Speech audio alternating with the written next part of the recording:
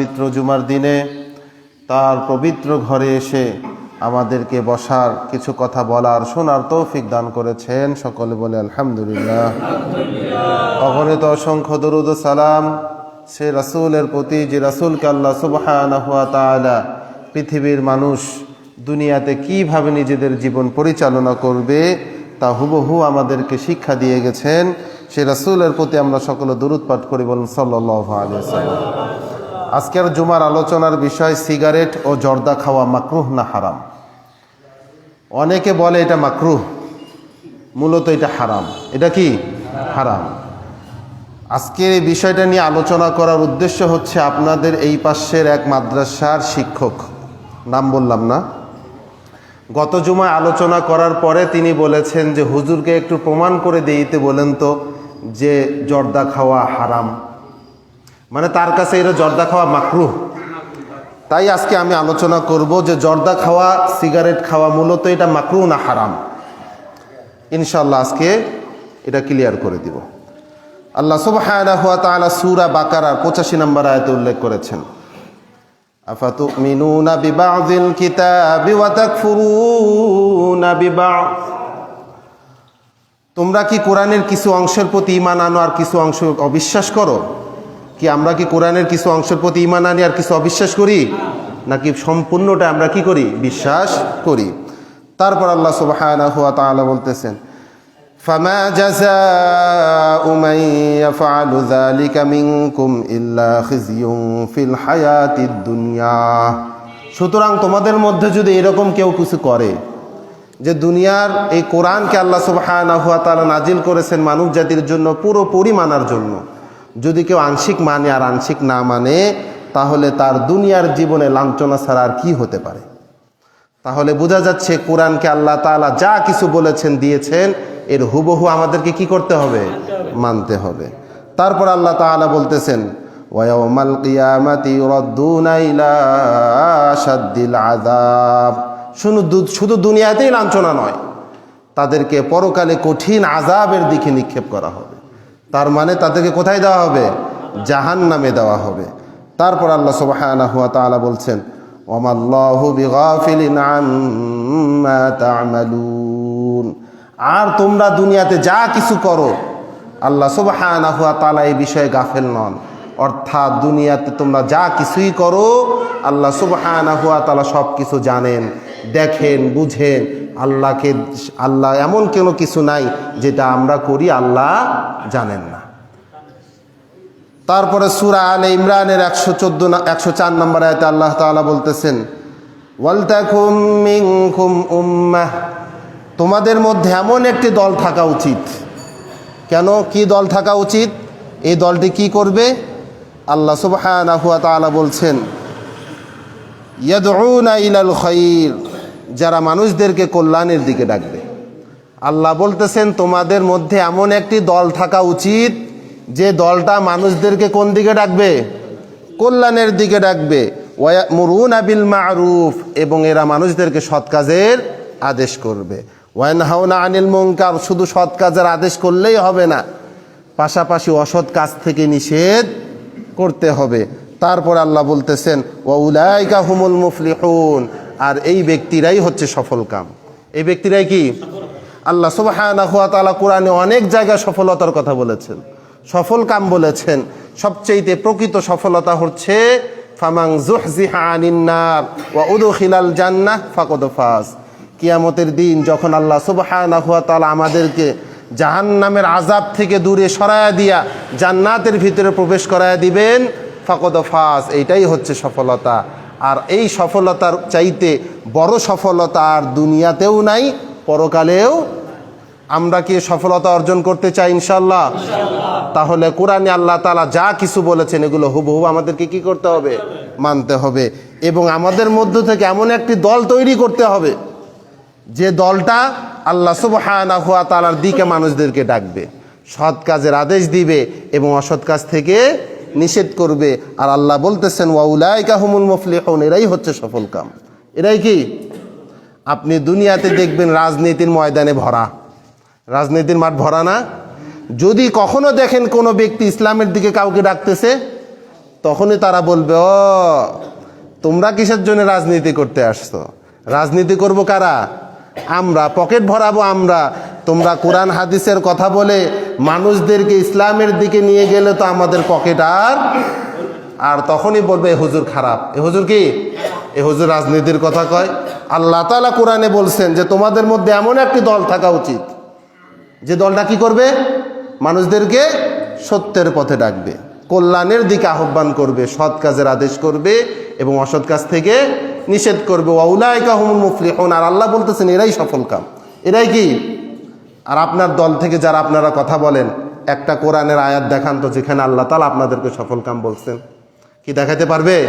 কিয়ামত হয়ে গেলেও তারা দেখাইতে পারবে না। এখন আসেন, সিগারেট, জর্দা এগুলো মাকরুহ না, এগুলো হারাম। এগুলো কি? হারাম। আল্লাহ সুবহানাহু ওয়া তাআলা সূরা বাকারার 195 নম্বর আয়াত, যেখানে স্বাস্থ্য নষ্ট করা, আমাদের যে শরীর স্বাস্থ্য আছে এটা নষ্ট করার বিষয়ে আল্লাহ তাআলা বলতেছেন, ওয়ালা তুলকু বিআইদিকুম ইলাত তাহলুকা। আর তোমরা নিজেদেরকে নিজ হাতে ধ্বংসের দিকে নিক্ষেপ করো না। তোমরা নিজেদেরকে নিজ হাতে ধ্বংসের দিকে কি করো না? নিক্ষেপ করো না। তারপরে সূরা নিসার 29 নম্বর আয়াতে আল্লাহ তাআলা বলতেছেন, ওয়ালা তাকতুলু আনফুসাকুম। আর তোমরা নিজেদেরকে হত্যা করো না। এক আয়াতে বললেন ধ্বংসের দিকে যেও না, আর এক আয়াতে বললেন কি নিজেদেরকে হত্যা করো না। এখন আসেন, সিগারেটের গায়ে কি লেখা থাকে? ধূমপান স্বাস্থ্যের জন্য ক্ষতিকর। এটা পুরাতন ডায়লগ। এখন লেখা থাকে ধূমপান মৃত্যু ঘটায়। ধূমপান কি ঘটায়? মৃত্যু ঘটায়। আল্লাহ তাআলা বললেন যে তোমরা নিজেদেরকে হত্যা করো না, আর লেখা থাকে ধূমপান মৃত্যু ঘটায়।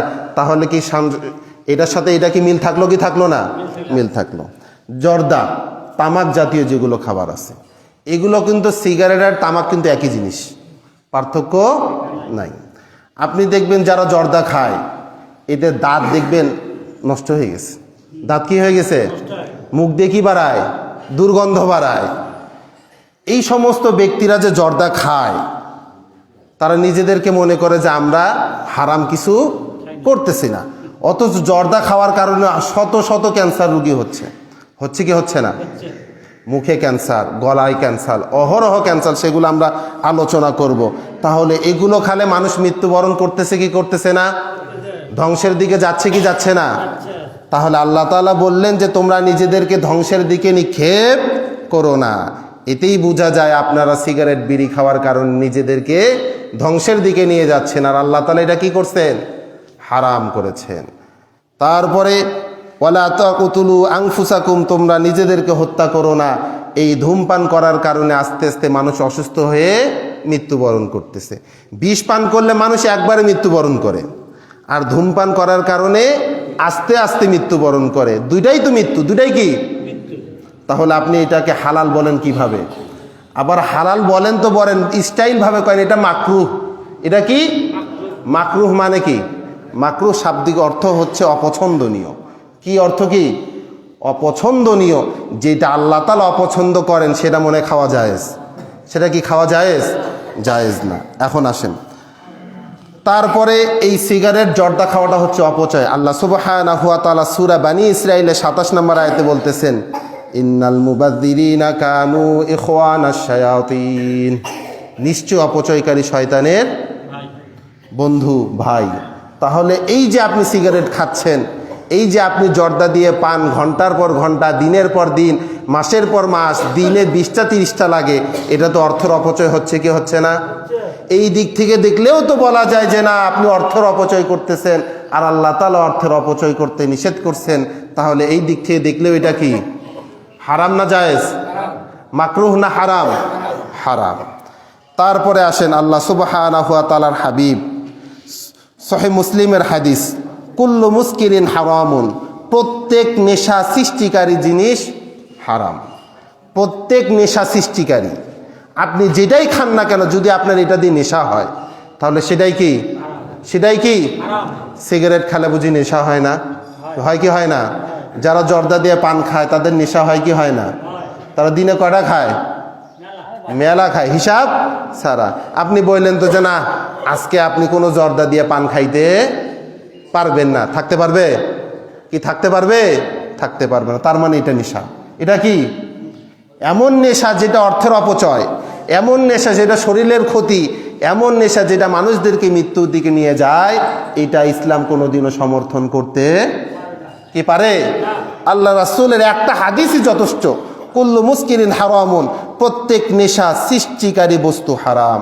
অর্থাৎ আপনার যেটা খেলেই নেশা হবে এইটাই আপনার জন্য হারাম করেছেন কে? আল্লাহ। কে করেছেন? হারাম করেছেন। এখন আসেন, ইসলামের যারা ভালো ভালো আলেম, ফকিহ, মুস্তাহিদ, এরা কি বলেছেন? শাইখ আব্দুল আজিজ ইবনে বাস রহমতুল্লাহ আলাইহি বলেন, যে কোনো জিনিস যা অপচয় ও ক্ষতি বয়ে আনে তা হারাম। যে কোনো জিনিস যেটা অপচয় এবং ক্ষতি মানুষের সাধন করে সেটা কি? সেটা কি? তাহলে আমাদের জন্য ভালো জিনিস কোনটা? আল্লাহ সুবহানাহু ওয়া তাআলা এটাও বলে দিয়েছেন সূরা আরাফের 157 নম্বর আয়াতে আল্লাহ তাআলা বলতেছেন, ওয়া ইউহিল্লু লাহুমুত তাইয়্যিবাত, তোমাদের জন্য পবিত্র বস্তুগুলো হালাল করা হয়েছে। পবিত্র যে বস্তুগুলো আছে এগুলো কি করা হয়েছে? হালাল করা হয়েছে।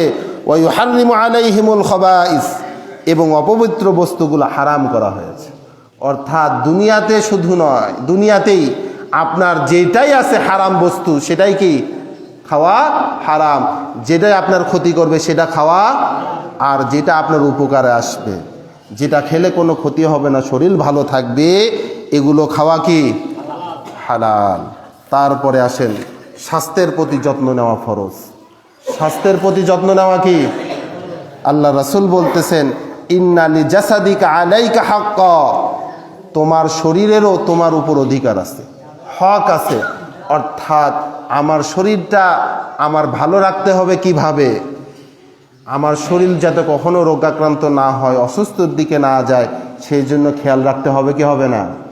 এই জন্য আল্লাহ রাসূল বললেন, তোমার শরীরেরও তোমার উপর অধিকার আছে, যাতে তুমি ভালো থাকো, সুস্থ থাকো, কখনো এগুলো খেয়ে খারাপ হওয়া যাবে না। কি বুঝাইতে পারছি আমি? তারপরে আসেন, ইমাম শাফি, ইমাম হাম্বলি, ইমাম মালিকি, ইমাম আবু হানিফা রহমতুল্লাহ আলাইহিদের অভিমত, তারা স্পষ্টভাবে বলেছেন, যদি কোনো বস্তু শরীরের জন্য ক্ষতিকর প্রমাণিত হয়, যদি কোনো বস্তু শরীরের জন্য ক্ষতিকর প্রমাণিত হয় তাহলে সেটা হারাম। সেটা কি? তাহলে আমরা যেগুলো তামাক জাতীয় দ্রব্য মানুষ খায়, এটা কি শরীরের ক্ষতি করে না ভালো করে? তাহলে এটা কি? এটা কি হারাম। আসেন, আধুনিক আলেমদের ফতুয়া। সৌদি আরবের মুফতি পরিষদ জর্দা ও তামাকজাত পণ্যের ব্যবহার করা হারাম ঘোষণা করেছেন। সৌদি আরবের ফতুয়া। কোন আরবের? তারা আমাদের চেয়েতে এলেমের দিক থেকে, আমলের দিক থেকে খুব কম জানেন, তাই না? না তারা বেশি জানেন? তারপরে আসেন মিশরের আল আজহার ইসলামী বিশ্ববিদ্যালয়, আমরা সবাই জানি না? সেখানে শরিয়া বোর্ড আছে, কাউন্সিল আছে। তারা বলছে শরীরের ক্ষতি এবং অর্থের অপচয় করার কারণে জর্দা, সিগারেট এবং গুল থেকে যত কিছু আছে তামাকজাত দ্রব্য সমস্ত কিছু হারাম। সমস্ত কিছু কি হারাম। তারপরে আসেন দারুল উলুম দেওবন্দ। দেওবন্দ সম্পর্কে আমরা সবাই জানি না? এটা কোথায়? ভারতের কওমি মাদ্রাসার যতগুলো শিক্ষা আছে তার মধ্যে সবচেয়ে বড় একটা মাদ্রাসা, শিক্ষা বোর্ড। সেখান থেকে বলা হয়েছে যদি এটি স্বাস্থ্যের ক্ষতি করে তবে তা হারাম। স্বাস্থ্যের ক্ষতি করলে কি? তাহলে এগুলো স্বাস্থ্যের ক্ষতি করতেছে কি করতেছে না? করতেছে। তাহলে এটা কি? আল্লাহ সুবহানাহু ওয়া তাআলা দলিল পেশ করেছেন, তারা ওয়ালা তুলকু বিআইদিকুম ইলা তাহলুকা, তোমরা নিজেদেরকে নিজেদের ধ্বংসের দিকে নিক্ষেপ করো না। যেহেতু এগুলো খেলে তোমরা ধ্বংসের দিকে নিক্ষেপ হচ্ছ, অপচয় হচ্ছে এবং শরীরের ক্ষতি হচ্ছে, এই জন্য সমস্ত আলেমরা একমত যে এটা কি? এটা কি হারাম। তারপরে আসেন, পৃথিবীতে যারা এগুলো নিয়ে গবেষণা করে তার মধ্যে একটা হচ্ছে WHO, ওয়ার্ল্ড হেলথ অর্গানাইজেশন, বিশ্ব স্বাস্থ্য সংস্থা। এটা আমরা সবাই জানি। তাদের অভিমত যে শুধুমাত্র এশিয়া মহাদেশে বছরে প্রায় 70 লাখ মানুষ এগুলোর কারণে মারা যাচ্ছে। কত লাখ মানুষ? 70 লাখ মানুষ। তারা বিভিন্ন রোগ এগুলো দ্বারা সৃষ্টি হয় সেগুলো প্রমাণ দিয়েছে। 1 নাম্বার শ্বাসতন্ত্র এবং ফুসফুসের রোগ ও ক্যান্সার, শ্বাসতন্ত্রে এগুলোর ক্যান্সার হচ্ছে। তারপর হৃদরোগে স্ট্রোক হচ্ছে। 3 নাম্বার মুখে ও দাঁতের ক্যান্সার হচ্ছে। নিকোটিন আসক্তি, এটার মধ্যে একটা নিকোটিন থাকে, সেইটাতে তার আসক্ত হয়ে পড়ে এবং এটাকে ছাড়তে পারে না। তারপরে 5 নাম্বার হজমে সমস্যা হচ্ছে, 6 নাম্বার বন্ধ্যাত্ব হচ্ছে এবং 7 নাম্বারে মৃত্যুর হার বৃদ্ধি পাচ্ছে। এখন আসেন বাংলাদেশের পত্রিকাগুলো কি বলে। জাগো নিউজ 24, বিশ্বে তামাক সেবন করার কারণে প্রতি বছরে 80 লাখ মানুষ মৃত্যুবরণ করতেছে। কয় লাখ? তার মানে এটা মানুষের ক্ষতি করে না, কি ক্ষতি করে? ক্ষতি করে। আসেন মানব জমিন, বছরে তামাকে মৃত্যুর হার 1,62,000। কত? 1,62,000। প্রথম আলো, বিশ্বে কমেছে ধূমপান তবুও মৃত্যুর হার বছরে 80 লাখ। কয় লাখ? তারপরে আসেন দ্য ডেইলি স্টার, বছরে 70 লাখ মানুষের মৃত্যুর কারণ হচ্ছে তামাক। কয় lakh? 70 lakh. BD news 24.com, বিশ্বে তামাক মহামারীতে মৃত্যুর সংখ্যা 70 লাখ। যুগান্তর, তামাকজনিত রোগে দেশে বছরে 1,61,000 মানুষের মৃত্যু। তারপরেও যদি কেউ বলে এটা খাওয়া জায়েজ, আমার তো মনে হয় তার ঈমান আছে না নাই আল্লাহ তাআলা ভালো জানেন। কি এইটার পিছনে সবচেয়ে বড় কারণ হচ্ছে কিছু হুজুর খায়। সবচেয়ে বড় পিছনে কারণ কি? কিছু হুজুর খায়, এই জন্য তারা সুন্দরভাবে বলে মাকরুহ। কি বলে? মাকরুহ মানেই যে হারাম, মাকরুহ মানেই যে অপছন্দনীয়, এটা বুঝে না। এটারও দলিল আনতেছি আমি। তাহলে এই যে অপছন্দনীয় কাজগুলো যেগুলো মানুষের শরীরের ক্ষতি করে, মানুষের মৃত্যু ঘটায়, এটাকে আল্লাহ তাআলা জায়েজ করতে পারেন? আপনাদের একটু বিবেকে সালাম, এটাকে আল্লাহ তাআলা জায়েজ করতে পারেন? তাদের কথা হচ্ছে স্পষ্টভাবে কেন আল্লাহ বললেন না যে জর্দা খাওয়া হারাম, সিগারেট খাওয়া হারাম? আরে কোরআন তো 30 পারা। কয় পারা? আল্লাহ তাআলা তো সুস্পষ্টভাবে বলে দিলেন যেগুলো শরীরের ক্ষতি করে সেগুলো হারাম। যদি স্পষ্টভাবে সবগুলো উল্লেখ করে দিতেন, জর্দা খাওয়া হারাম, সিগারেট খাওয়া হারাম, তামাক খাওয়া হারাম, আপনার যত কি আরও কত নেশা আছে সমস্ত কিছু হারাম, তাহলে তো কোরআন শরীফ দেখা যেত 40 পারা হয়ে যেত। কয় পারা হইতো? 30 পারা কোরআন শরীফই তো আপনি পড়েন নাই। 30 পারা কোরআন শরীফে আপনি কোনোদিন পড়লেন না। আরও যদি সমস্ত কিছুর ব্যাখ্যা দিত স্পষ্টভাবে, তাহলে তো 40 পারা, 50 পারা, 60 পারা হয়ে যেত। তাহলে কি আপনি পড়তেন? কি পড়তেন? পড়তেন না। এই জন্য আল্লাহ তাআলার একটা আয়াতই যথেষ্ট, যেগুলো শরীরের মানুষের ক্ষতি করে সেগুলো খাওয়া হারাম। এখন আসেন মাকরুহ। অনেকে বলে এটা খাওয়া কি? জোরে বলে, অনেকে বলে কি এটা খাওয়া? মাকরুহ শব্দের অর্থ হচ্ছে অপছন্দনীয়। কি? আপনারা বাড়িতে ডিকশনারি খুলবেন, গুগলে সার্চ দিবেন, বের হয়ে আসবে মাকরুহ শব্দের অর্থ। কোরআনে এই মাকরুহ শব্দটা সরাসরি আসেনি, কিন্তু অপছন্দনীয়ভাবে এসেছে। অর্থাৎ আল্লাহ তাআলা এটাকে কি করেন? অপছন্দ করেন। এই অপছন্দনীয় কথাটা প্রায় 11 জায়গায় আসছে, আমি 11 জায়গায় পাইছি আর কি। এর চেয়ে বেশি হতে পারে, হয়তো আমার জানা নেই। আমি কয়েকটা বলতেছি। যেমন সূরা বাকারার 216 নম্বর আয়াতে আল্লাহ বলতেছেন, কুতিবা আলাইকুমুল কিতালু ওয়া হুয়া কুরহুল লাকুম, তোমাদের জন্য যুদ্ধকে বাধ্যতামূলক করা হয়েছে।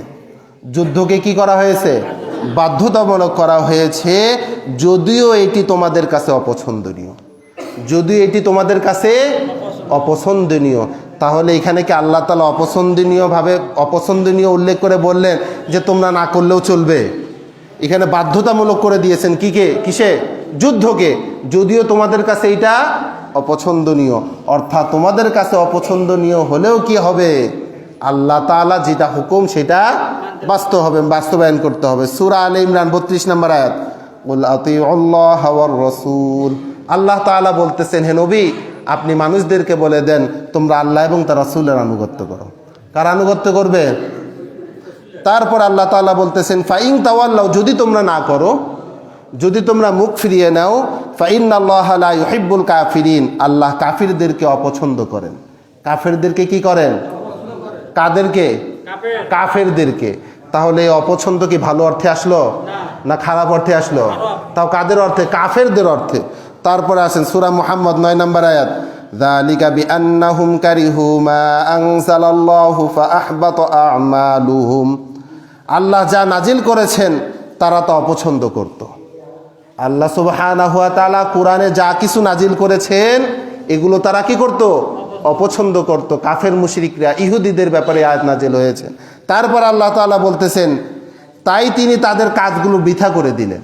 অর্থাৎ তারা যতই ভালো কাজ করুক না কেন, আল্লাহ তাআলার হুকুম না মানার কারণে, তার বিধান না মানার কারণে তারা যত ভালো কাজ করুক এগুলো বৃথা, এগুলোর কোনো কি আসবে না, কাজে আসবে না।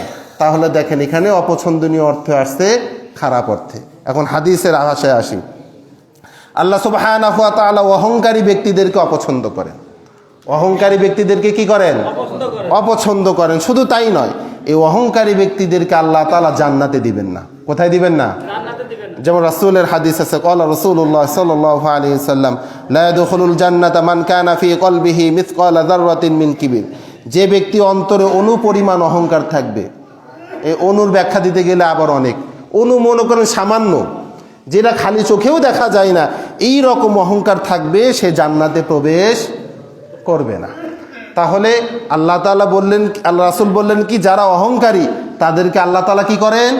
অপছন্দ করেন। তারপরে আসেন, যদি কোনো ব্যক্তি অন্যায় কাজ থেকে প্রতিবাদ না করে আল্লাহ তাকে অপছন্দ করেন।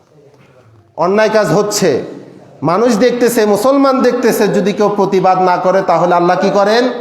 অপছন্দ করেন। রাসূলের হাদিস, আল্লাহ রাসূল বলেছেন, যদি তোমাদের সামনে কোনো অন্যায় কাজ দেখো, তোমরা কি দ্বারা প্রতিহত করো? হাত দ্বারা। কি দ্বারা? যদি না পারো তাহলে কি দ্বারা? যদি না পারো তাহলে ওয়াযালিকা যআফুল ঈমান, অন্তর দ্বারা প্রতিবাদ করা, এটা হচ্ছে ঈমানদারদের সবচেয়ে দুর্বল ঈমান। আমরা তাহলে প্রতিহত করব তো ইনশাআল্লাহ। তারপরে আসেন, এই যে এত কিছু বলার পরেও যারা বলবে যে না আমরা খাই, আমাদের কাছে হারাম মনে হয় না, তাদের ব্যাপারে আল্লাহ তাআলা কোরআনে স্পষ্টভাবে বর্ণনা দিয়েছেন। কারণ দুনিয়াতে অসংখ্য মানুষ আছে যাদেরকে আপনি সমস্ত কিছু বুঝালেও তারা কি করবে না?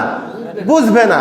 এই জন্য আল্লাহ সুবহানাহু ওয়া তাআলা সূরা বাকারার 6 নম্বর আয়াতে উল্লেখ করেছেন, ইন্নাল্লাযীনা কাফারু, নিশ্চয় যারা অস্বীকার করে, নিশ্চয় যারা অস্বীকার করে, সাওয়াউন আলাইহিম, তাদের জন্য সমান, আনযারতাহুম আম লাম তুনযিরহুম লা ইউমিনুন, আপনি তাদেরকে সতর্ক করুন আর না করুন, উভয় তাদের জন্য সমান, লা ইউমিনুন, তারা ঈমান আনবে না, বিশ্বাস করবে না। অর্থাৎ আপনি দুনিয়ার সমস্ত কিছু দিয়ে কিছু মানুষদেরকে বুঝাইতে চান, আপনি বুঝান আর না বুঝান তাদের জন্য সমান, লা ইউমিনুন। আল্লাহ বলতেছেন তারা বিশ্বাস করবে না, তারা ঈমান আনবে না। বলেন কি আনবে না? ঈমান আনবে না। তারপর আল্লাহ সুবহানাহু ওয়া তাআলা সূরা মুদ্দাসসিরের 56 নম্বর আয়াতে উল্লেখ করতেছেন, ওমা ইয়াযকুরুনা ইল্লা আইয়াশা আল্লাহ, হেদায়েত শুধুমাত্র আল্লাহ তাআলার পক্ষ থেকে আসে। আল্লাহ ছাড়া উপদেশ গ্রহণ করার মতন ক্ষমতাশীল আর কেউ নাই। এই জন্য আমরা আমাদের বলার দরকার বলবো, কে উপদেশ গ্রহণ করলো কে করলো না সেটা আল্লাহ দেখবেন। কি দেখবেন? কে দেখবেন? অর্থাৎ আমরা যতই উপদেশ গ্রহণ করি না কেন তাদের কাছে উভয় সমান, কারণ তাদের কাছে এগুলো ভালো। আর যতই আমরা বলি, যতই মনে করুক যে তারা একটু উপদেশ গ্রহণ করুক, তারা একটু হেদায়েতের পথে আসুক, আল্লাহ যদি তাদেরকে হেদায়েত না দেয়, তারা কোনোদিনও হেদায়েতের পথে কি আসবে? হেদায়েত কি আমরা দিতে পারবো? হেদায়েত কোথায় থেকে আসবে? আল্লাহ থেকে আসবে। অর্থাৎ আপনি নিজেকে যতই বড় বলেন না কেন, খারাপ কাজ করেন, এই অন্যায়টা আপনার অন্তরের ভিতরে থাকতে হবে যে আমি একটা অন্যায় কাজ করতেছি। যখনই আপনি একটা অন্যায়কে নিজের জন্য জায়েজ করতে যাবেন, তখন আপনার ঈমান নিয়ে টানাটানি হবে। কি নিয়ে টানাটানি হবে? কারণ আপনি একটা অন্যায় কাজ করতেছেন, তাও আবার প্রকাশ্যে করতেছেন, তাও আবার অস্বীকার করতেছেন। তাহলে আজকে প্রমাণ হয়ে গেল জর্দা বা তামাক জাতীয় দ্রব্য খাওয়া হারাম না মাকরুহ? হারাম না মাকরুহ?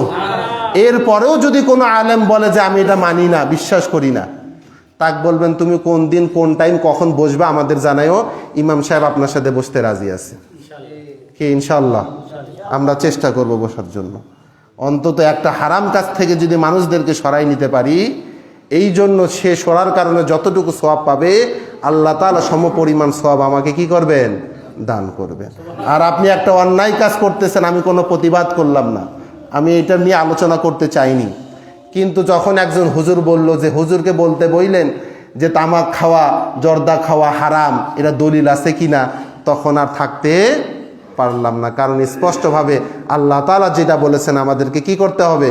বলতে হবে। ওই হুজুরের সাথে আরেক হুজুর বলতেছে হুজুরের বিষয়ে কিছু একটা করা দরকার, হুজুর খুব কি হয়েছে? বাড়ে গেছে।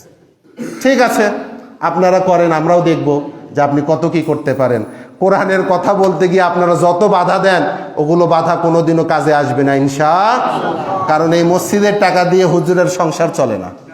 অর্থাৎ ওগুলা ভয় টয় দেখায় হুজুরের কি নাই, কোনো লাভ নাই, কোনো লাভ নাই। আমার যতদিন এখানে রিজিক আছে, যতদিন আমি থাকবো, আপনারা রাখবেন, হক কথা বলে যাবো ইনশাআল্লাহ। কি আপনারা চান তো ইনশাআল্লাহ? আর আপনারা যদি বলেন যে না হুজুর হক কথা বলা যাবে না, তাহলে বলা বন্ধ করে দেবো। কি হক কথা বলবো কি বলবো না? হক কথা যদি আমার বাবার বিরুদ্ধেও যাও, তাও আমি বলবো ইনশাআল্লাহ। আর আপনি কোথাকার কি? আপনাকে তো আমি গণায় ধরি না। অর্থাৎ যে হুজুর বলেছেন, আপনার মনের ভিতরে একটু হলেও বিবেক বুদ্ধি থাকা উচিত এবং অন্তরের মধ্যে অনুশোচনা থাকা উচিত যে আমি একটা অন্যায় কাজ করতেছি, ইনশাআল্লাহ আমি আস্তে আস্তে কি করে দিব, ছেড়ে দিব, বাদ দিয়ে দিব। কিন্তু এই জন্য এটাকে হালাল করার কোনো চেষ্টা করবেন না। এমনকি এগুলো শুধু যারা খায় তারা অপরাধী না, যারা বিক্রি করে তারাও অপরাধী। তারাও কি? যে জিনিস মানুষের ক্ষতি করে, যেটাকে ইসলাম হারাম করেছে খাওয়া, সেটা বিক্রি করাও অপরাধ। শুধু তাই নয়, এগুলো খাওয়ার পরে মসজিদে আসলে নামাজ হবে কিনা আল্লাহ তাআলা ভালো জানেন। কে ভালো জানেন? কারণ কি? হুজুর দলিল দেন। দলিল হচ্ছে রাসূলুল্লাহ সাল্লাল্লাহু আলাইহি ওয়াসাল্লাম বলেছেন, তোমরা রসুন এবং পেঁয়াজ খেয়ে মসজিদে, কি হাদিস আমরা জানি না? রসুন খাওয়া, পেঁয়াজ খাওয়া জায়েজ না হারাম? জায়েজ। জায়েজ না হারাম? কিন্তু একটা কেন আসবা না? মুখে গন্ধ করে। কেন? মুখে গন্ধ করে বিধায় মসজিদে আসতে নিষেধ করেছেন। তাহলে আপনারা যেটা খান, এটার কি মুখে গন্ধ হয় না? কি বলেন, হয় কি হয় না? তাহলে সামান্য মুখে গন্ধ হওয়ার কারণে হালাল জিনিস খেয়েও যদি মসজিদে আসা নিষেধ হয়ে থাকে, তাহলে আপনি হারাম খেয়ে কিভাবে মসজিদে আসতে পারেন? কি আরো দলিল লাগে? কি দলিল লাগে? দলিলের মতন দলিল তো একটাই যথেষ্ট। এই জন্য আপনারা খান। আমি দোয়া করি যাতে আল্লাহ তাআলা আপনাদেরকে এখান থেকে ফিরাই নিয়ে আসুক। তবে আপনাদেরকে একটু মাথায় রাখতে হবে যে যে জিনিসটা ইসলামে হারাম করেছে, আমরা যেন আগ বাড়িয়ে সেটাকে হালাল করতে না যাই। তারা খাওয়ার পিছনে আরো অনেক কারণ আছে, সেগুলোও নিয়ে আলোচনা করবো ইনশাআল্লাহ। তাদের কথা হচ্ছে আমার পীর সাহেব খায়। কি খায়? অনেকে দেখবেন পীর সাহেবরা জর্দা দিয়ে পান খায়। কি খাচ্ছে না? খাচ্ছে। তাহলে অর্থাৎ যেটাই খাক, যেই খাক না কেন, যদি হারাম হয় সবার জন্য কি হারাম। আর যে জিনিসটা হালাল, যেটা যেই সেই খাক না কেন তার জন্য কি হয়ে যায়? হালাল হয়ে যায়। এই পীরদের ভণ্ডামি নিয়ে আমি আলোচনা করব ইনশাআল্লাহ। আপনারা শুধু ধৈর্য সহকারে শুনবেন এবং সত্যের সাথে থাকবেন ইনশাআল্লাহ। কি আপনারা থাকবেন তো ইনশাআল্লাহ? ওয়া আখির দাওয়ানা আলহামদুলিল্লাহি রাব্বিল আলামিন।